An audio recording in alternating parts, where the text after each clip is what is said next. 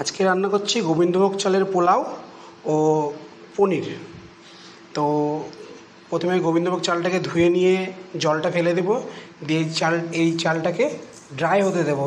এই জলটা পুরো শুকিয়ে যাবে, তারপর এটাকে রান্না করব। তো কী করে রান্না করবো সেগুলো সব দেখাবো, কি মশলা দিচ্ছি সব দেখাবো। আর বাজার থেকে পনির নিয়ে এসেছি, এই পনিরটা খুব সুন্দর পনির।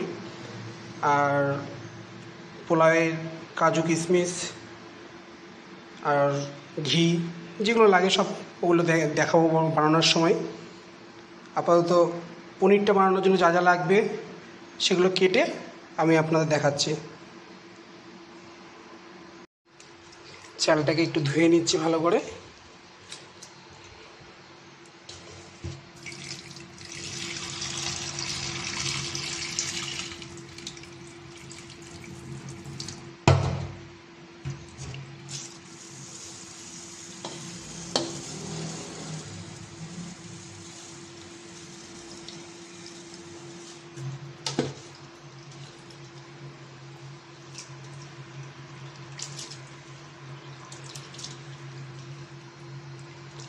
এবার এই চালের জলটা পুরো ফেলে দেবো, দিয়ে এটাকে ড্রাই হতে দেবো।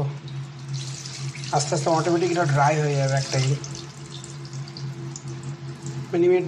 মিনিমাম 10 থেকে 15 মিনিট রাখলেই এটা পুরো জলটা পুরো শুষে নেবে এবং এটা ড্রাই হয়ে যাবে।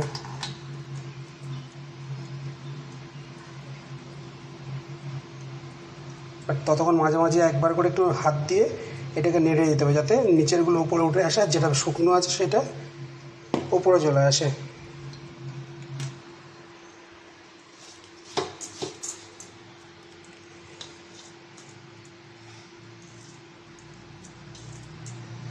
আমার শুকিয়ে এসেছে, তো এতে তো কোনো এক্সট্রা কালার দেবো না, তো তার জন্য একটুখানি ইয়েলো কালারের জন্য জাস্ট একটু হলুদ দেবো, দিয়ে এটাকে মাখিয়ে রেখে দেবো কিছুক্ষণ।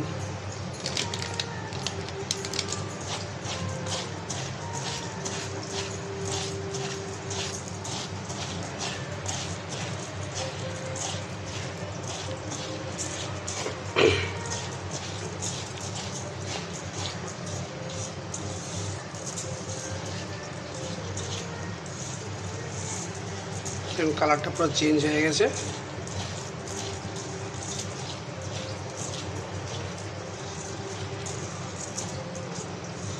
তো এটাকে আমি এখন রেখে দেবো, এর কালারটা একটু চেঞ্জ হয়ে যাবে।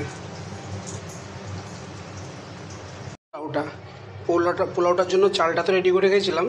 এখানে কাজুটাকে আর কিশমিশটাকে ধুয়ে নিয়েছিলাম, আর এখানে ড্রাই মশলা যেটা আছে সেটা রেখেছি। চিনিটা পরিমাণ মতো দেবো। হঠাৎ 2-3টে তেজপাতা আছে হাতে, এটা আগে তেলে দিয়ে দেবো। তো তারপর এই ড্রাই মশলাটা দেবো। তো ড্রাই মশলাটা দেওয়ার পরে এর মধ্যে কাজু আর কিশমিশটাকে ছেড়ে দেবো, হালকা করে ভেজে নেবো।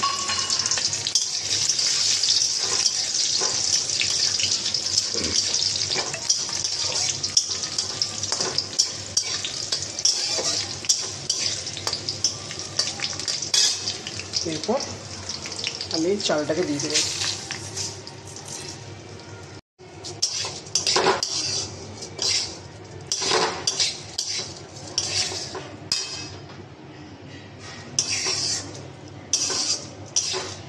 প্রথমে আঁচের ফ্লেমটা হালকা করেছিলাম, একটু বাড়িয়ে নিলাম।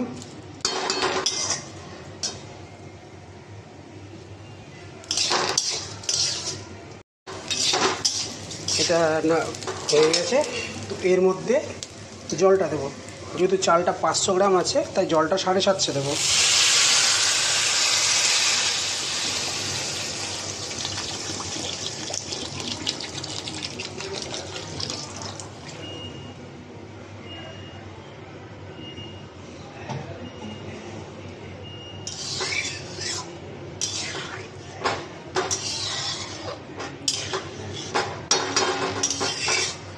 একটু ফুটে আসলে এটাকে ঢেকে দেবো।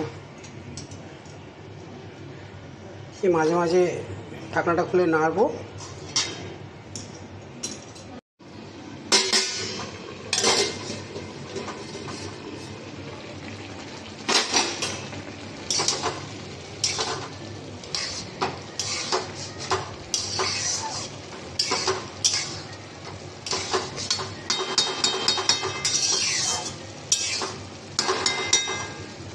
জলটা অনেকটা মরে গেছে। তো এবার আরেকবার ঢেকে দেবো যাতে জলটা একটু ড্রাই হয়ে যায়। হয়ে এসছে, এবার এর মধ্যে ঘিটা দিয়ে দেবো আর চিনিটা দিয়ে দেবো।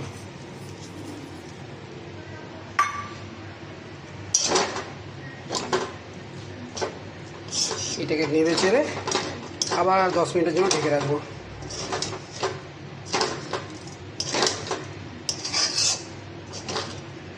ও এখনই কি সুন্দর সেন্ট চলে আসছে। তো ঢাকনাটাকে আবার খুলে নেড়ে নেবো।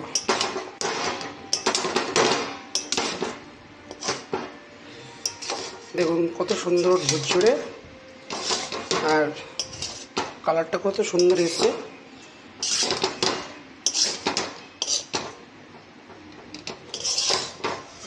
আর একবার ঢেকে দিয়ে দিলে বাস এটা পুরো কমপ্লিট। তারপর সার্ভ করে খেয়ে নাও।